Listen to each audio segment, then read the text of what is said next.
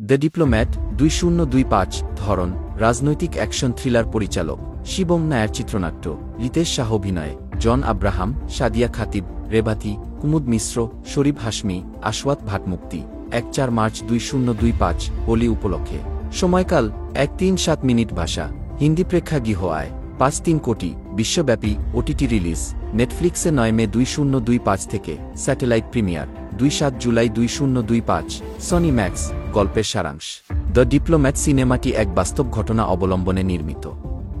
এটি ভারতীয় কূটনীতিক জে.পি. সিং জন আব্রাহাম এর গল্প, যিনি পাকিস্তানে ভারতীয় উপহাই কমিশনার হিসেবে দায়িত্ব পালন করছেন। একদিন উজমা আহমেদ সাদিয়া খাতিব নামের এক তরুণী ভারতের দূতাবাসে আশ্রয় চেয়ে হাজির হন। উজমা জানান তিনি ভারতীয় নাগরিক।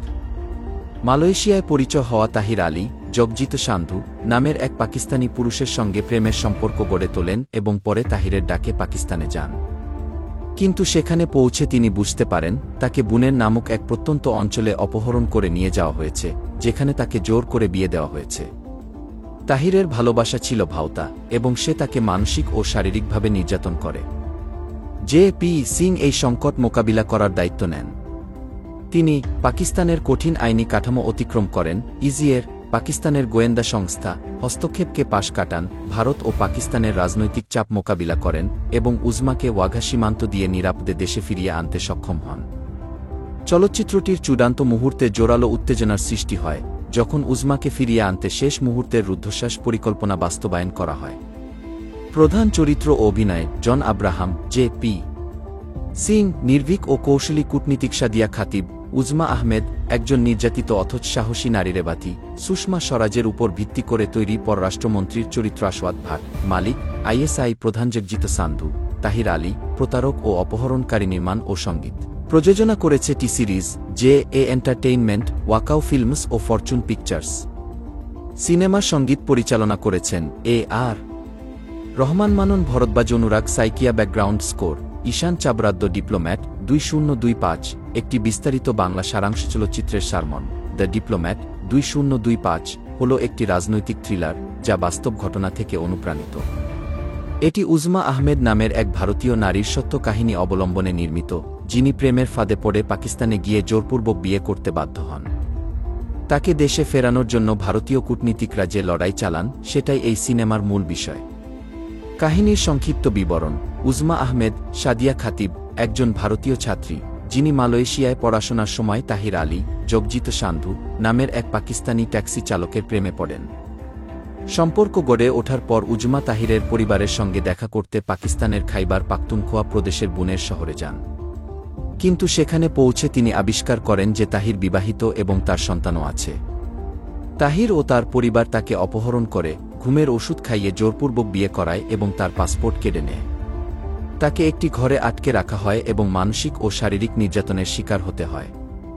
উজমা কোনোভাবে ভারতীয় দূতাবাসের সঙ্গে যোগাযোগ করতে সক্ষম হন এবং সেখানেই আশ্রয় নেন। এই সময় ভারতীয় deputy high commissioner J P. Singh John Abraham এই কেসের দায়িত্ব নেন। তিনি পাকিস্তানের আইনি জটিলতা, কূটনৈতিক চাপ এবং ইন্টার সার্ভিসেস ইন্টেলিজেন্স ইজি এর হস্তক্ষেপ পেরিয়ে উজমাকে উদ্ধার করার জন্য আপ্রাণ চেষ্টা চালান। এই সময়ে ভারতের পররাষ্ট্রমন্ত্রী সুষমা স্বরাজ রেবাতি তার পাশে থাকেন। উজমাকে ফেরত আনার জন্য শেষ পর্যন্ত এক চরম উত্তেজনাপূর্ণ মুহূর্ত তৈরি হয় যখন তাকে ওয়াঘাটারি সীমান্তে নিয়ে যাওয়া হয় এবং তাহির ও তার দলপতি তাদের থামাতে চেষ্টা করে। অবশেষে উজমা ভারত ফিরে আসেন এবং দৃশ্যটি এক আবেগঘন পরিণতিতে পৌঁছায়। অভিনয় শিল্পীরা জন আব্রাহাম, জে.পি.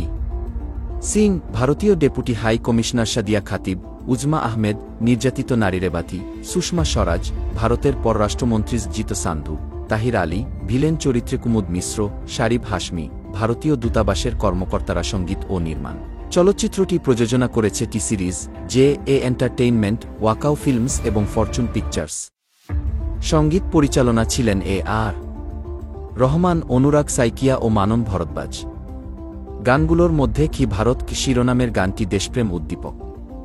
মুক্তি ও প্রতিক্রিয়া: ছবিটি 1-4 মার্চ 2025 সালে হোলির সময় মুক্তি পায় এবং বক্স অফিসে প্রায় 5-3 কোটির বেশি আয় করে। 9 মে 2025 থেকে এটি নেটফ্লিক্সে স্ট্রিমিংয়ে আসে। সমালোচকরা ছবির কাহিনী ও অভিনয় প্রশংসা করেন।